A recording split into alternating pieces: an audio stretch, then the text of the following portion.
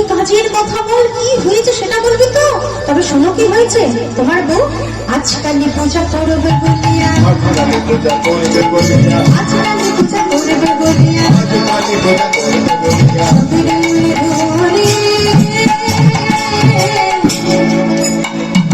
আজকালই পূজা করবে বলিয়া মন্দির বেটা ওই দিনে ছড়া লুকাই ছিল গোপনে, বুঝবে কালি বুঝবে কালি সবে মিলে গেল বুঝবে কালি,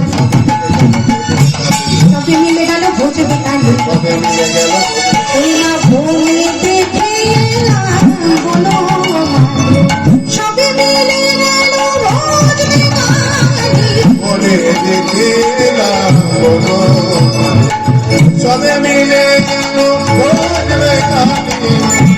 এই বলে আয়নদাদা প্রধানত হয়ে বললেন, তাই এই তুলে নিলাম আমি মায়ের হাতে রশি, তোর কথা যদি সত্যি হয় আজকে রশি দ্বারা আমি আমার চোখের কথা দূর করবো, আর তোর কথা যদি মিথ্যে হয় ওই রশি দ্বারা আমি জীবন দিতে করবো।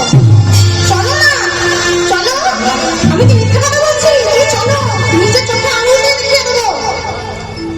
গভীতে আয়ান হয়ে রশি তুলে নিল হাতে, কাঁদতে কাঁদতে দাঁড়ালো আসিয়া দুটিলার সম্মুখে, কাঁদতে দাঁড়ালো আসিয়া দুটিলার সম্মুখে। ওই দেখো, ওই যে তোমার বউ দাঁড়িয়ে আছে, দেখো দেখো। আইনদাদা দেখতে পাচ্ছেন না। রাধারানী আমার ভাবলেন